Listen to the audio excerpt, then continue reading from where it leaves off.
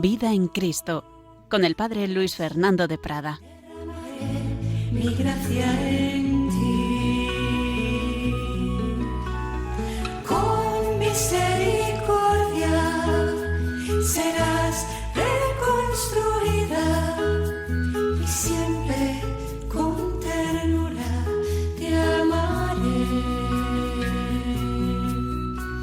Así dice. Vida en Cristo, conocer, amar, seguir, imitar a nuestro Señor Jesucristo. La vida cristiana no es un mero intelectualismo, moralismo, voluntarismo, sino el encuentro con una persona a la que queremos conocer, que nos abre su corazón, que nos abre su intimidad. Descubro en esa intimidad, en ese corazón, un amor de pasión, un amor loco, un amor que le lleva del cielo a la tierra, a hacerse hombre, a formarse en el seno de María. El Verbo se hizo embrión, a llevar una vida humana, humilde, sencilla, en pobreza, en humildad, en obediencia, en persecución desde el principio por Herodes, en tantas ocasiones en su vida pública, el cerco final, la pasión de nuestro Señor Jesucristo, pero todo culminando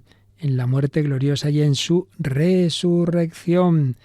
Cristo se ha hecho hombre, ha sufrido, ha muerto por ti y por mí, y ha resucitado por ti y por mí.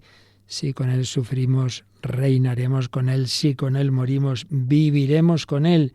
Esta es la vida cristiana. Estamos llamados a irnos uniendo con Dios, nuestro destino eterno, pero solo podemos unirnos con Dios a través de Jesucristo, camino, verdad y vida.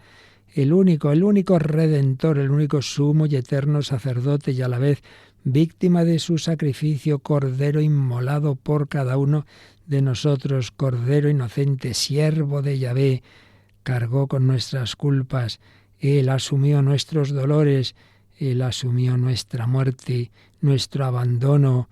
Dios mío, ¿por qué me has abandonado? Quiso sentir en su alma humana ese abandono, pero para darnos su alegría, su victoria sobre la muerte, sobre el pecado. Este es el misterio, esta es la maravilla de la vida cristiana. No es que yo desde aquí hago esfuerzos por llegar a no sé qué objetivos, por ser perfecto, que no, que es dejar que la gracia de Dios me vaya conquistando, que el Espíritu Santo vaya transformando mi vida, mi corazón, formando un corazón semejante al de Cristo, con la intercesión de la Santísima Virgen María. En ella se formó el cuerpo físico de Cristo, en ella se va formando el cuerpo místico. Tú y yo nos vamos formando también con la cooperación de María, nos vamos formando en Jesús. Esta es la vida cristiana que va atravesando diversas etapas. Una primera fase fundamentalmente ascética, es decir, siempre con la gracia de Dios, por supuesto. No hacemos nada sin esa gracia al principio, al medio y al fin, pero es verdad que psicológicamente uno experimenta más, digamos, su acción, sus actos, sus obras, mientras que poco a poco el Señor va manifestando más su gracia, su potencia, los dones del Espíritu Santo y se va, si uno es fiel, pues avanzando hacia una vida que más que hacer es dejarse hacer, una vida predominantemente mística, de actuación ante todo de Dios, más pasiva por nuestra parte, mientras que la primera fase es más activa. Y en estos dos bloques, digámoslo así, que por supuesto van unidos, no hay una separación estricta, estas dos fases, ascética y mística, a su vez van atravesando distintas etapas que, bueno, hemos visto que los autores van haciendo diversas clasificaciones muy famosas, pues las moradas de Santa Teresa, pero hay tres etapas en la que coinciden prácticamente todos los tratadistas y la experiencia de los santos.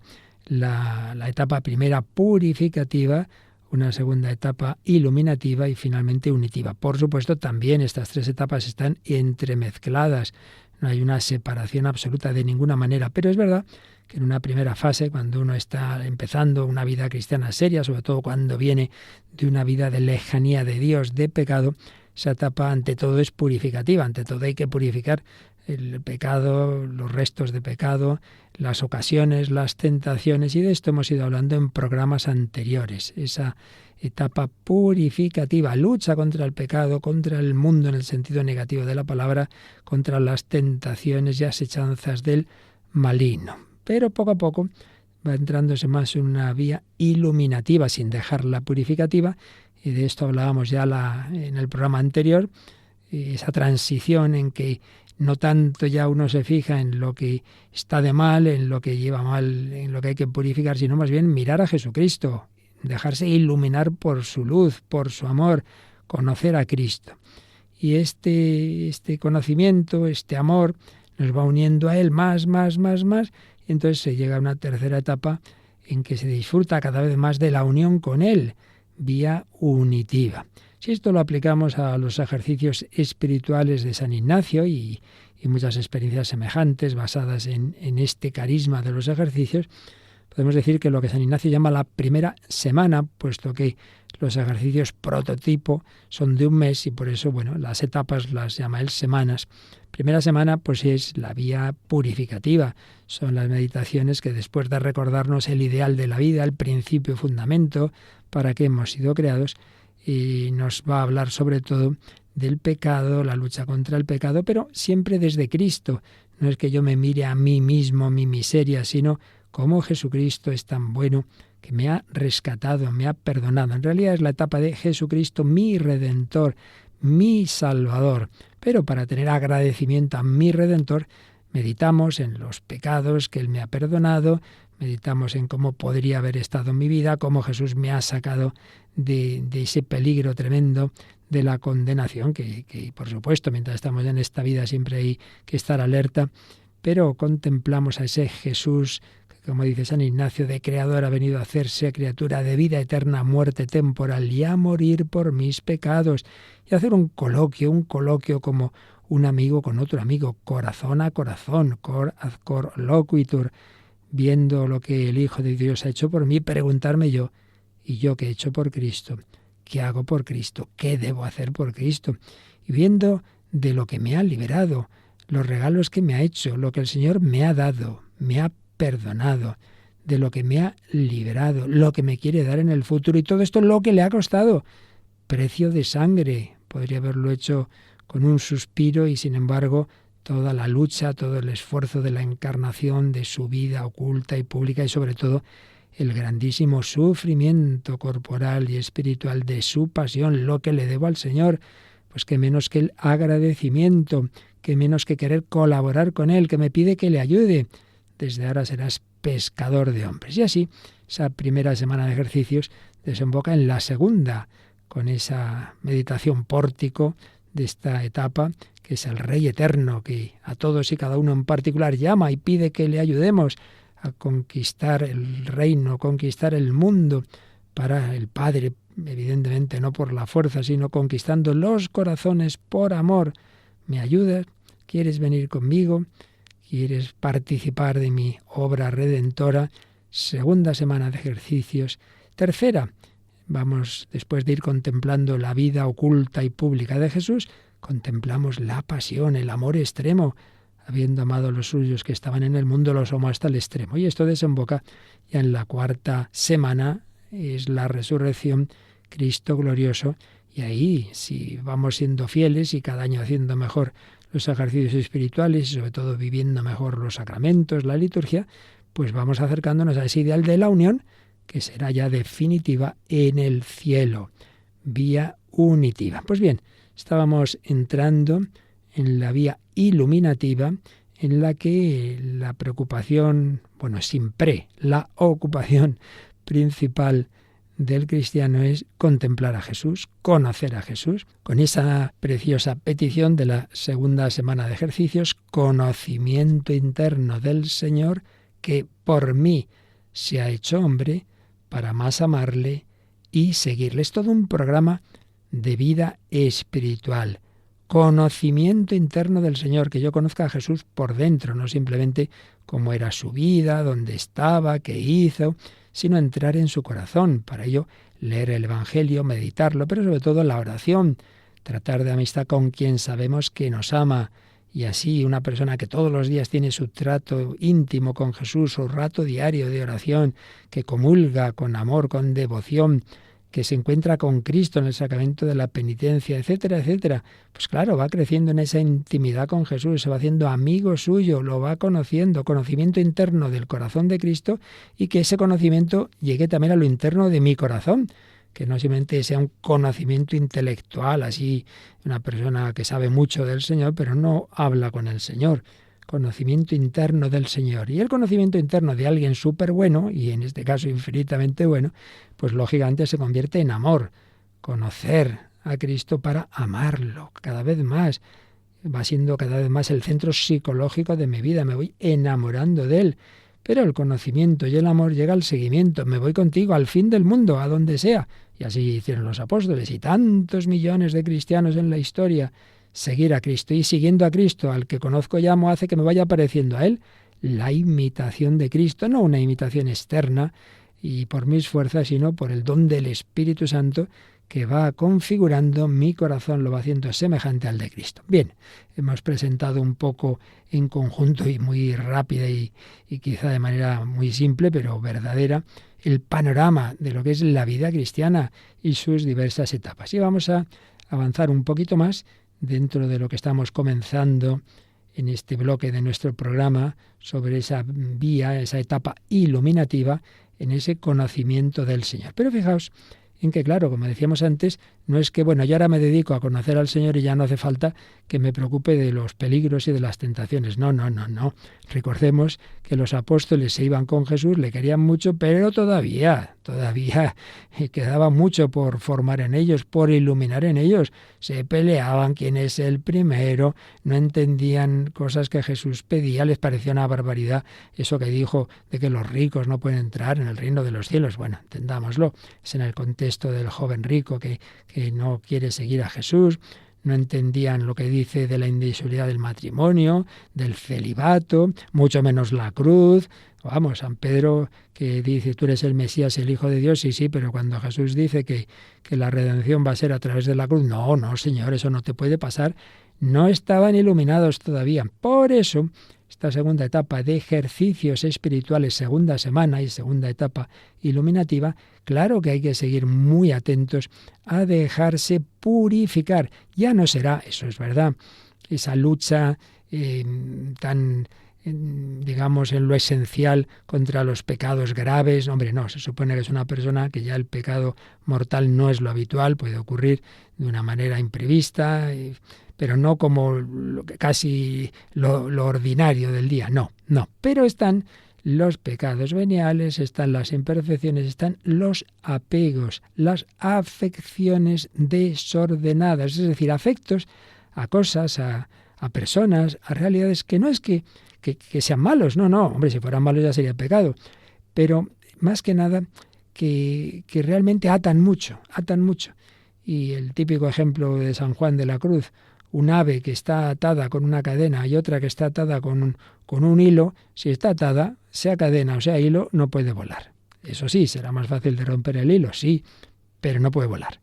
Por eso, en la segunda semana de ejercicios espirituales se van entreverando, qué gran carisma dio el Señor a San Ignacio de Loyola, qué sabiduría, se van entreverando los misterios de la vida de Cristo, se va contemplando la encarnación, el nacimiento, la vida oculta, antes la vida a Egipto, la vida pública, etcétera, a la vez que vas contemplando a las personas, ver las personas, oír lo que hablan, fijarse en lo que hacen, y ahí va uno, pues eso, que decíamos antes, conociendo al Señor por dentro, conocimiento, amor, seguimiento, imitación, pero se van entreverando, digo, esas contemplaciones, ese mirar a Jesús, con unas meditaciones muy llamativas, muy fuertes que pone San Ignacio, que son más para lo otro, para decir, bueno, pero ¿qué cosas hay que dificultan mi seguimiento de Cristo?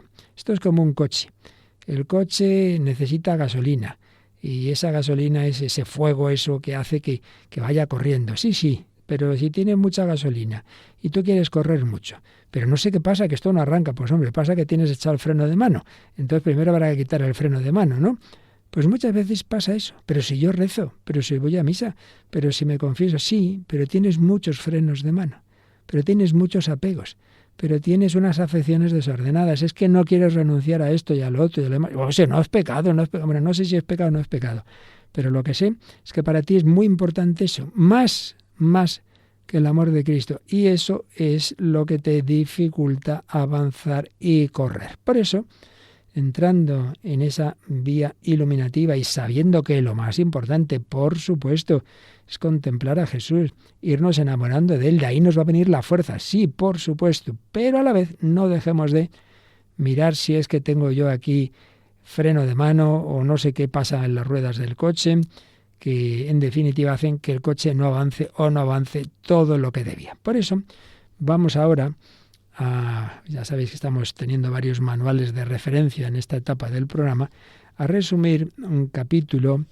de esta obra de este seglar estadounidense, gran sabio de teología espiritual, Ralph Martin, El cumplimiento de todo deseo, se titula esta obra suya, Guía para el camino hacia Dios según la sabiduría de los santos.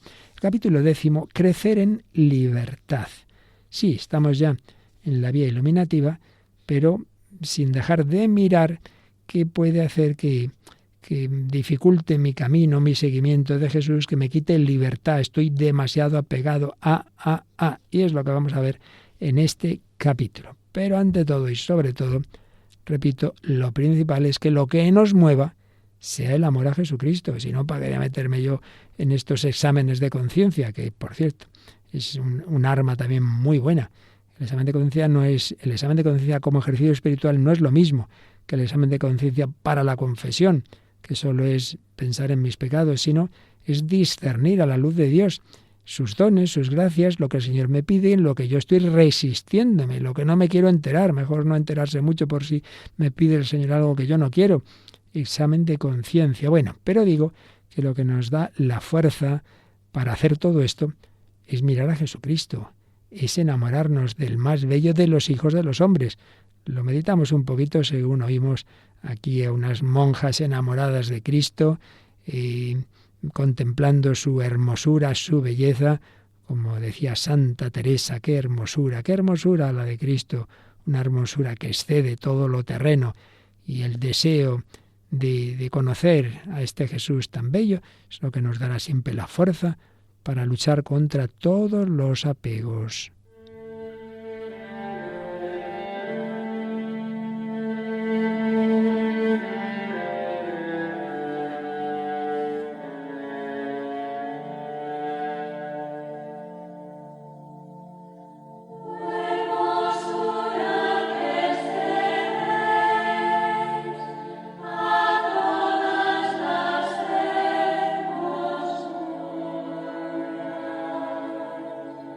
See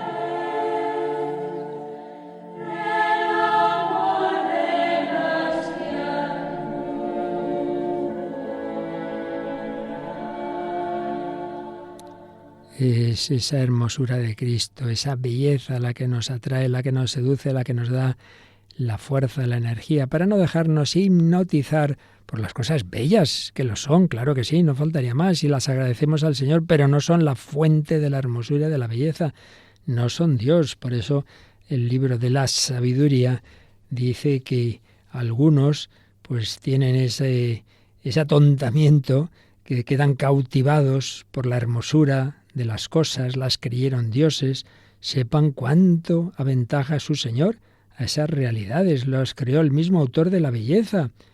Por eso, por la grandeza y hermosura de las criaturas se descubre por analogía a su Creador. Entonces no quedemos seducidos por la apariencia de las cosas hermosas.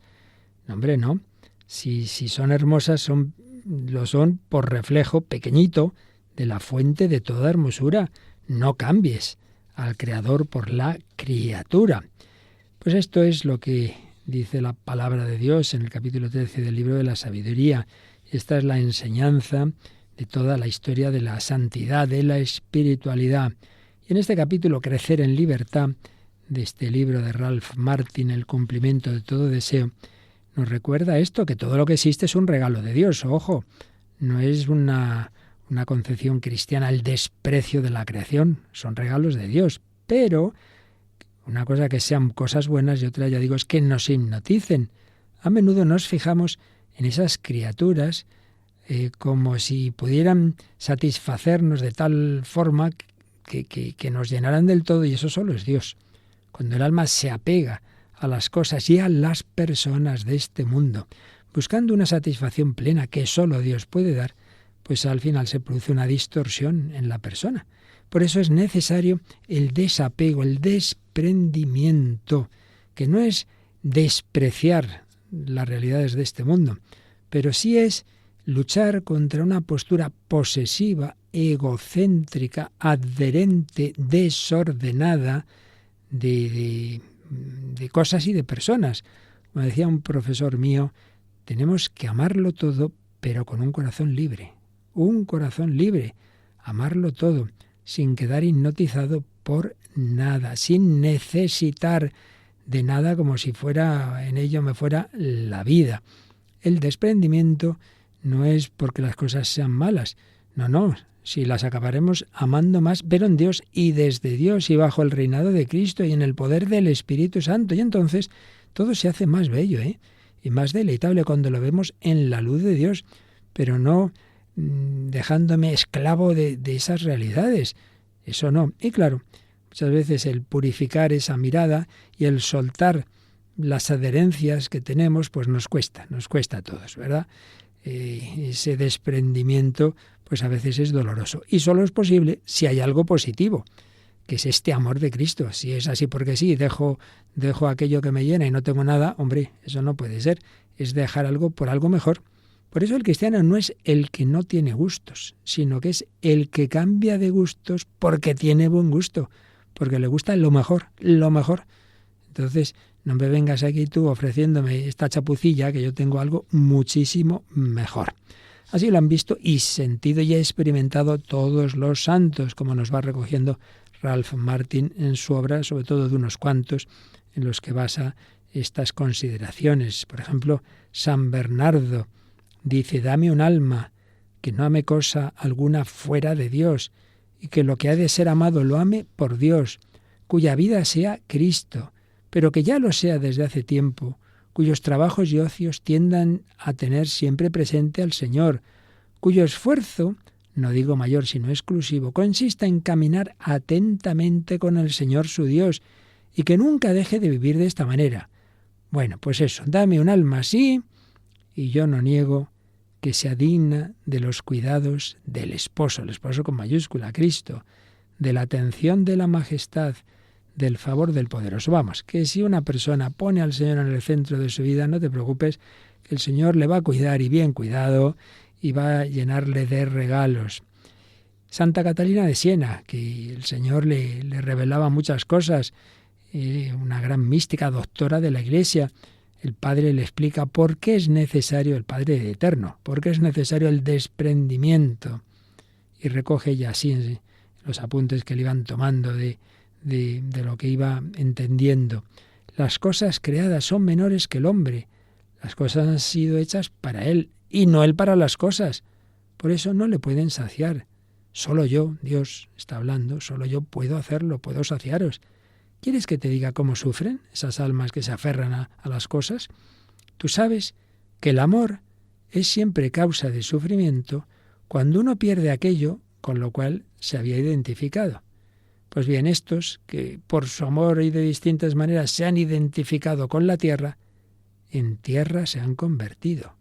Otros se unifican, se unen con su propia riqueza, otros con su posición, algunos con sus hijos, otros llegan a perderme a mí para servir a las criaturas. Hay quien convierte su propio cuerpo en inmundo animal. Todos estos desearían que las cosas fueran estables y permanentes y no lo son, sino que se les escapan como el viento, sea porque desaparecen con la muerte o se ven privados de lo que aman por disposición mía. La providencia puede hacer que el Señor ve que esta persona le está haciendo daño, esa posesión, esa relación, y mira, pues te quita eso, que tú no eres capaz de dejar. Entonces, esta privación les ocasiona un sufrimiento indecible y su dolor al perderlas es tan grande como el amor desordenado con que las poseyeron.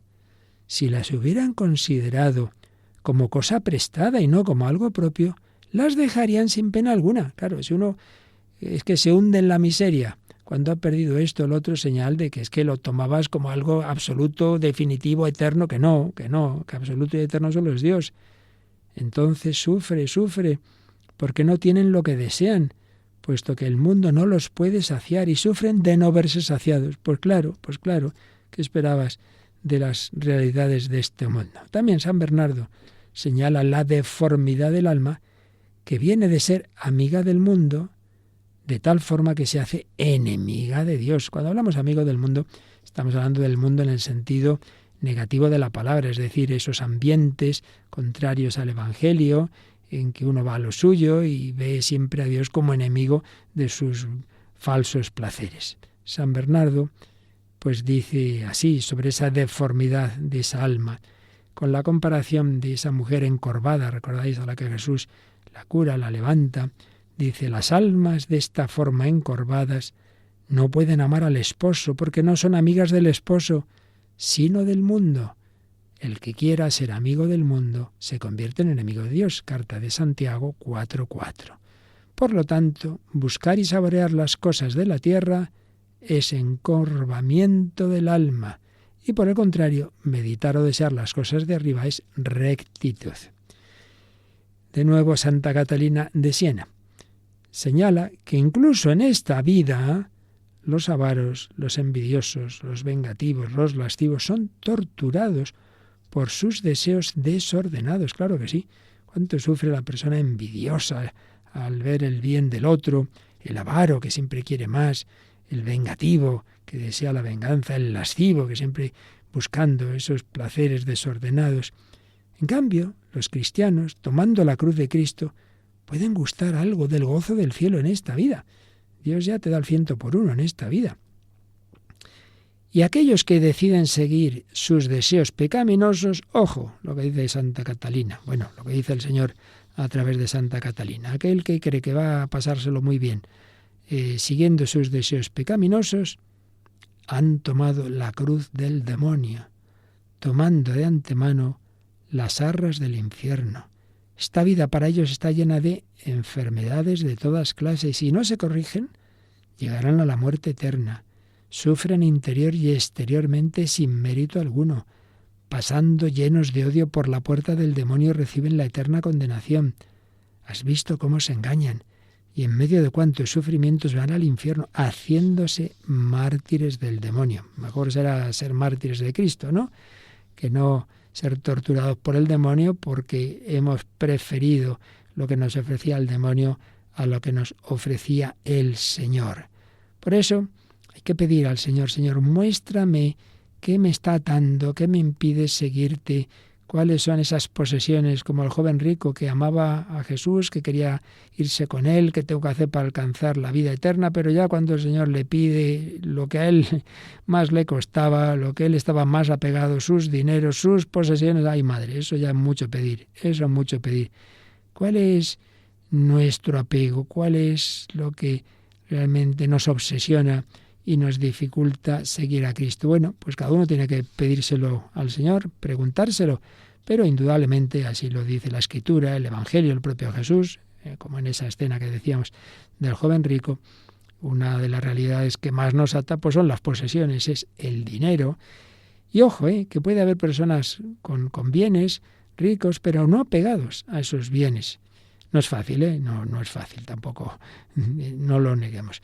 Pero también al revés, puede haber personas materialmente pobres, pero en realidad están deseando ser ricas, con lo cual no es simplemente la cuestión de tener o no tener bienes, sino si mi corazón, ante todo, busca las riquezas, busca las cosas de este mundo, o, ante todo, busca a Dios. Por eso, no es ni la presencia ni la ausencia de las cosas lo que indica el verdadero desprendimiento, sino más bien la libertad interior del corazón, que pone su confianza no en las cosas, poseyendo, guardando lo que ya tenemos o anhelando lo que no tenemos, sino en el cuidado del Padre para con nosotros.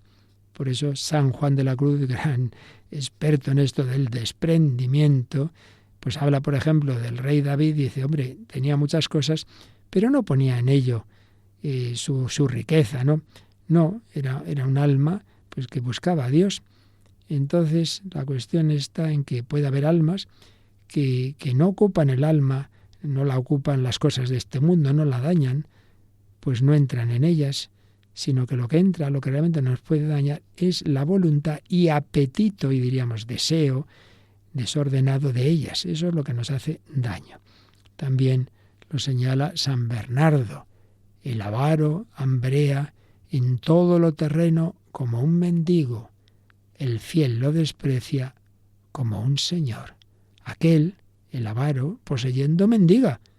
Y en cambio, el fiel, despreciando, posee. Fíjate, el avaro hambrea como un mendigo. Ay, a ver si consigo esto o lo otro. Pero si tienes mucho, sí, pero siempre cree que necesita más. En cambio, el fiel lo desprecia. A mí no me hace falta. ¿Cuántas cosas no necesito? ¿Cuántas cosas no necesito? Qué bien se vive así, en sencillez y en pobreza. Claro, esto presupone algo positivo. Siempre lo, digamos, negativo del cristianismo presupone algo positivo. Sería ridículo que un chico llegara un día a casa y dijera, papá, mamá, estoy muy contento. ¿Por qué? Porque he renunciado a 100 chicas. ¿Qué? Bueno, quiero decir que me he enamorado de una. Hombre, hijo, por decirlo así, ¿no? Claro, si te enamoras de una, las otras compañeras de clase, pues ya no, claro, no. Pero claro, dilo en positivo. Entonces, a mí no me hace falta muchas cosas porque tengo al Señor por toda riqueza y porque confío en el Padre y porque Dios cuida de mí. Por eso dice Jesús en Lucas 12:30, la gente del mundo se afana por todas estas cosas, pero vuestro Padre sabe que tenéis necesidad de ellas. Buscad más bien su reino y lo demás se os dará por añadidura. Claro que necesitamos cosas, no somos ángeles, pero Jesús nos dice que ante todo buscad el reino de Dios y su justicia. Lo demás ya se os dará por añadidura. Fíate del Señor.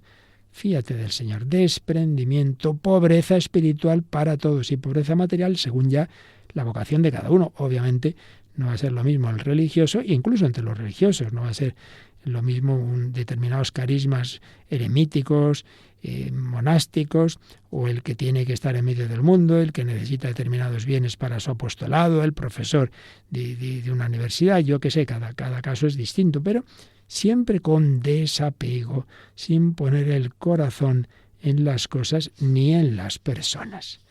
Bueno, vamos a pedírselo al Señor, vamos a meditar un poquito todo esto, pero siempre con esa mirada al Señor, con esa mirada a Cristo, con ese dejarnos deslumbrar por el rostro de Cristo, y entonces no nos deslumbrará ninguna cosa, ninguna realidad, ninguna persona de este mundo como si fuera Dios.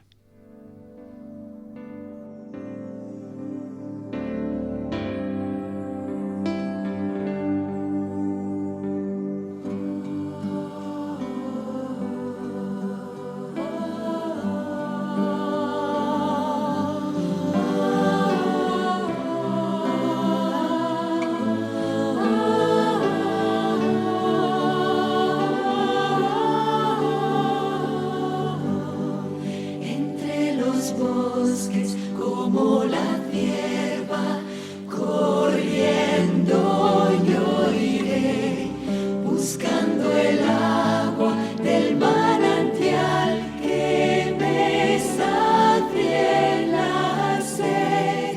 Por el camino no cesaré de buscarla, porque mi alma ansiosa solo de ti tiene sed.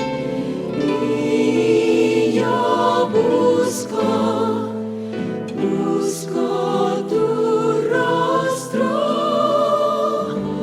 cuando te veré.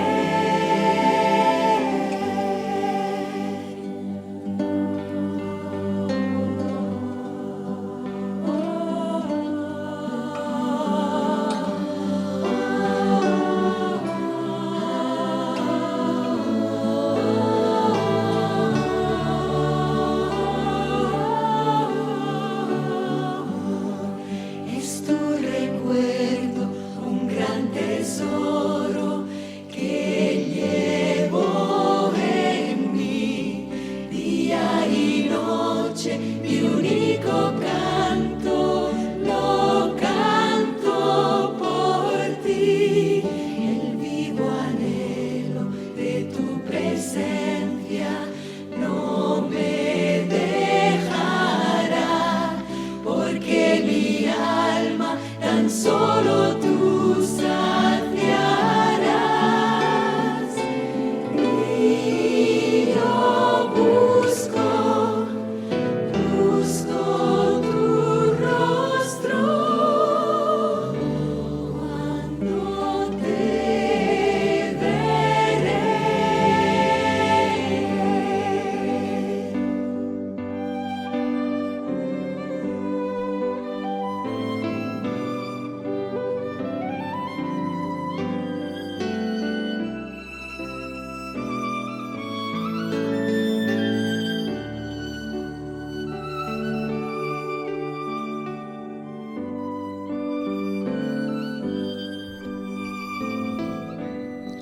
Busco tu rostro, conocer, amar, seguir a Jesucristo, mirándole a Él. Todo se relativiza.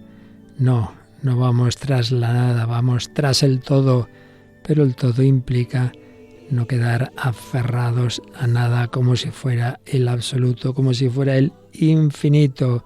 Seguimiento, iluminación por el rostro de Cristo, que hace que todas las cosas y personas y todo lo bueno de este mundo lo valoremos, pero en su justa medida. Por eso la necesidad de la pobreza espiritual, del desprendimiento. Seguimos recogiendo orientaciones de esta obra basada en los consejos de varios santos, esta obra de Ralph Martin, el cumplimiento de todo deseo. San Francisco de Sales, que da grandes orientaciones para todos los estados de vida. Algunos se creen que la Iglesia ha descubierto en el siglo XX la vocación universal a la santidad. Pues no, de siempre, de siempre. Una cosa es que lo digamos con expresiones hoy más habituales, más técnicas, y otra cosa es que con unas palabras otras siempre se ha propuesto la santidad a todos los cristianos. Y uno de ellos, San Francisco de Sales. Entonces nos da una serie de criterios, de consejos, para ver hasta qué punto uno tiene ese desprendimiento o se lo cree que lo tiene y no es tan así. Dice San Francisco de Sales, en primer lugar, hombre, que uno puede tener cosas y bueno, y que si es seglar y Dios le ha puesto en medio del mundo y puede hacer bien con sus bienes, bueno, que eso no está mal. Pero también dice que muchas veces, sin darnos cuenta, nos autoengañamos. La avaricia y la codicia saben buscar racionalizaciones, ¿verdad?, que nos quieren justificar. Es que tengo mis hijos, necesito dejarles una buena herencia, y claro, uno cree que nunca tiene suficiente, siempre necesita más.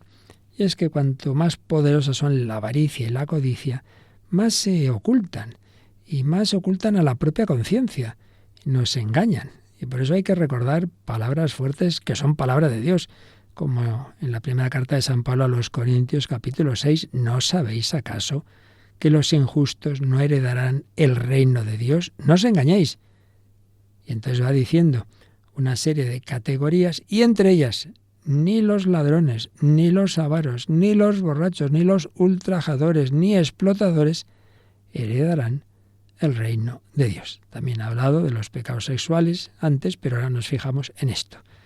Ni ladrones, ni avaros, ni borrachos, ni ultrajadores, ni explotadores. Y más claro, si lo queremos, hay una frase muy significativa en Colosenses 3:5. Dice que la avaricia es una idolatría. Es que es así. Hacemos dioses de las cosas, la avaricia es una idolatría, más y más. ¿Sabéis por qué? Porque el dinero da la impresión de que uno con el dinero lo tiene todo. No solo tiene bienes, no, es que puede viajar a cualquier lado, es que tiene los mejores médicos, es que con eso puede conseguir ser importante y llegar a no sé qué lugares reservados. La avaricia es una idolatría. Nos lleva a una visión egocéntrica.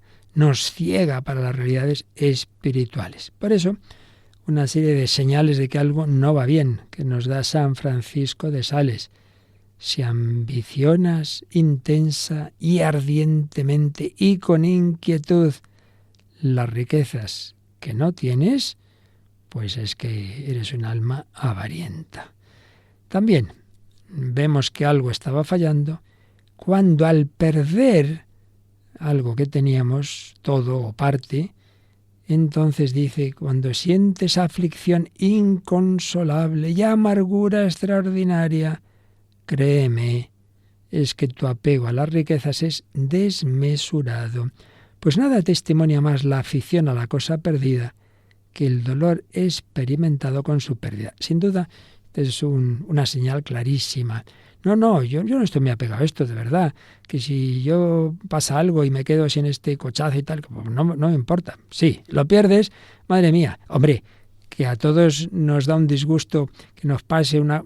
Vale, pero una cosa es, un disgusto es que no te quedes impertérrito y que te dé igual. Y otra cosa es, oye, esta persona, me viene a la mente, ¿no? Según cuento esto, oí contar a un profesor de universidad, pues un chico que estaba empeñado en que le regalaran una moto muy buena, que patatín, que patatán, siempre con la moto, no sé qué.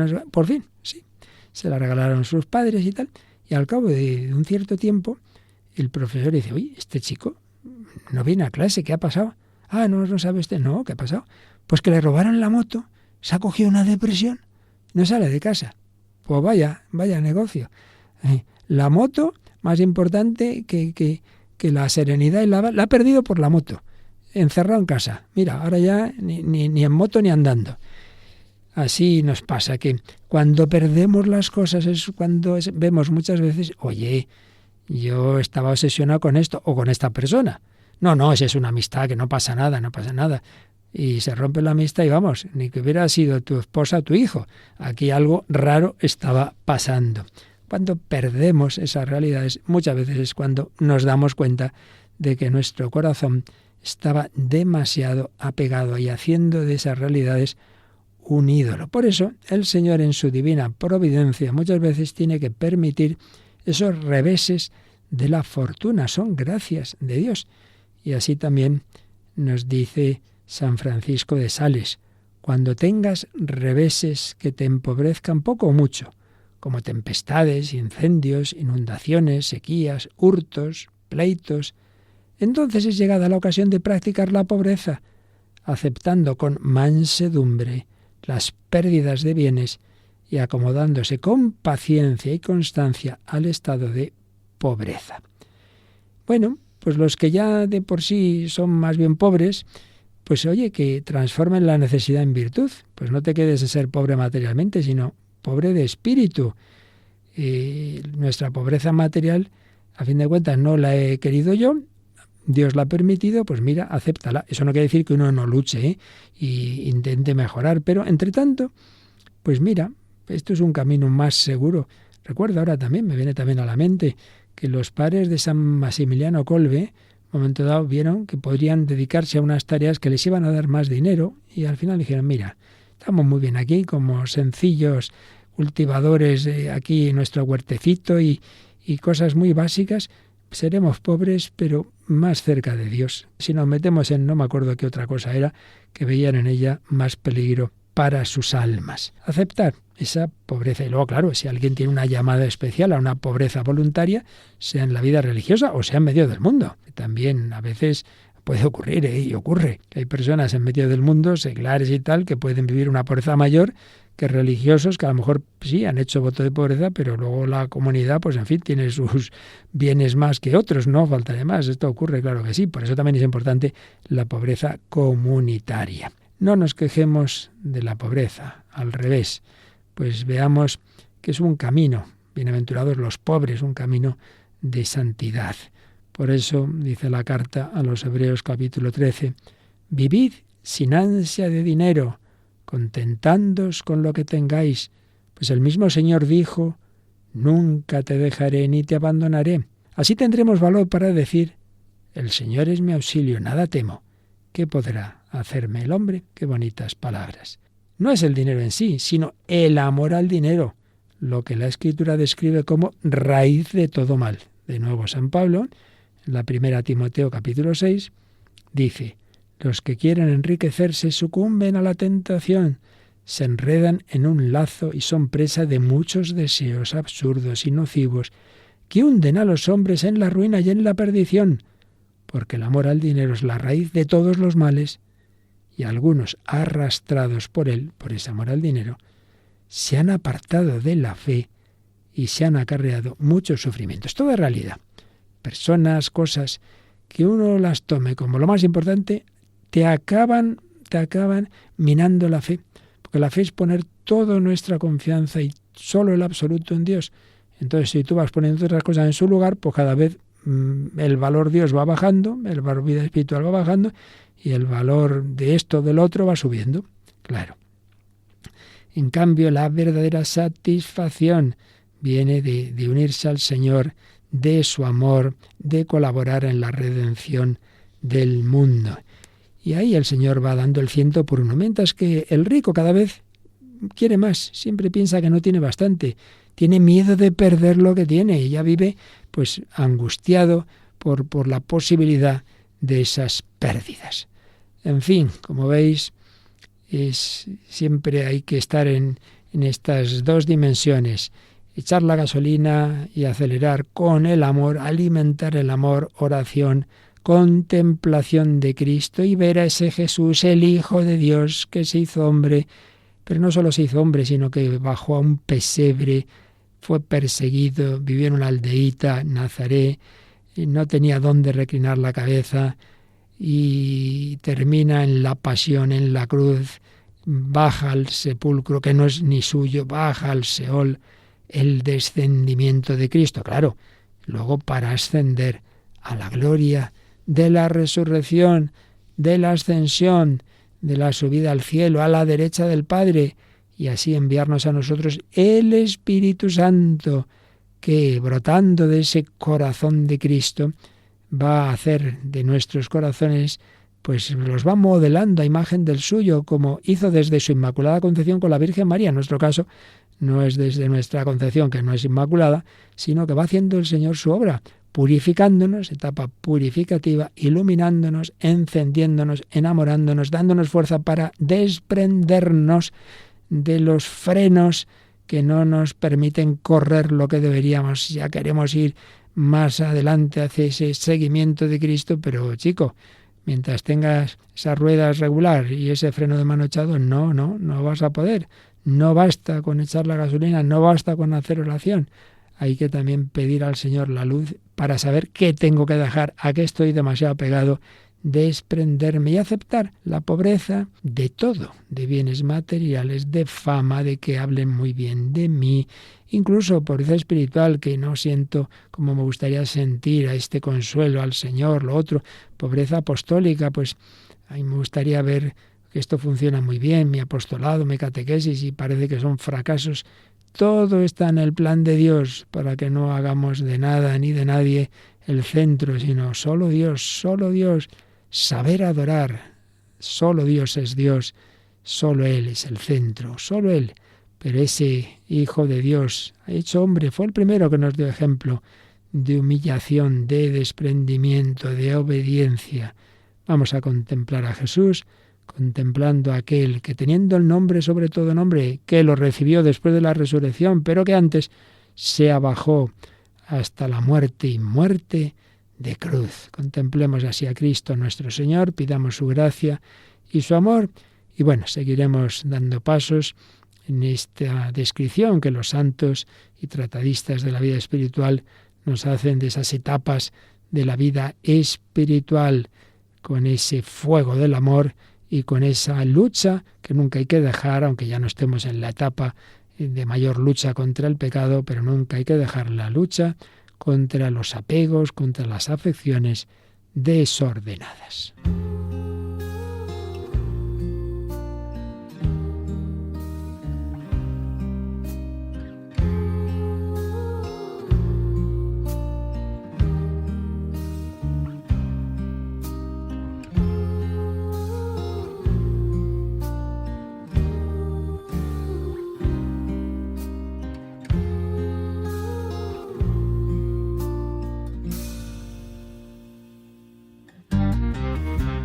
La verdad en la que vivimos, Cristo a pesar de su condición divina, por amor se desprendió de su rango, pasando por uno de tanto y tomó condición de esclavo. Y así, actuando como un hombre cualquiera, se rebajó hasta someterse incluso a la muerte, y una muerte en la cruz. Por eso Dios lo levantó sobre el mundo entero. Por eso Dios le concedió el nombre sobre todo nombre. Por eso Dios lo levantó sobre el universo. Por eso Dios le concedió el nombre sobre todo nombre. Al nombre de Jesús toda lengua proclame, Cristo es el Señor para gloria del Padre. Toda rodilla se doble en el cielo, tierra y abismo, que se grite su nombre. Y así, actuando como un hombre cualquiera, se rebajó hasta someterse incluso a la muerte, y una muerte en la cruz. Por eso Dios lo levantó sobre el mundo entero. Por eso Dios le concedió el nombre sobre todo nombre. Por eso Dios lo levantó sobre el universo. Por eso Dios le concedió el nombre sobre todo nombre.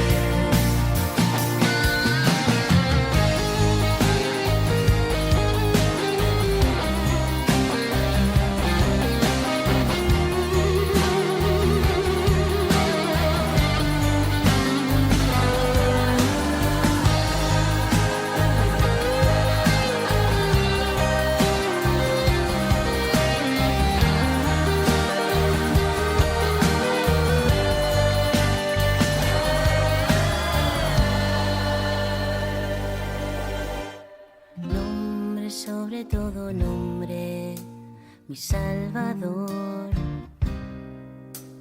Nombre sobre todo nombre, mi Redentor. Nombre sobre todo nombre, sobre todo te levantó.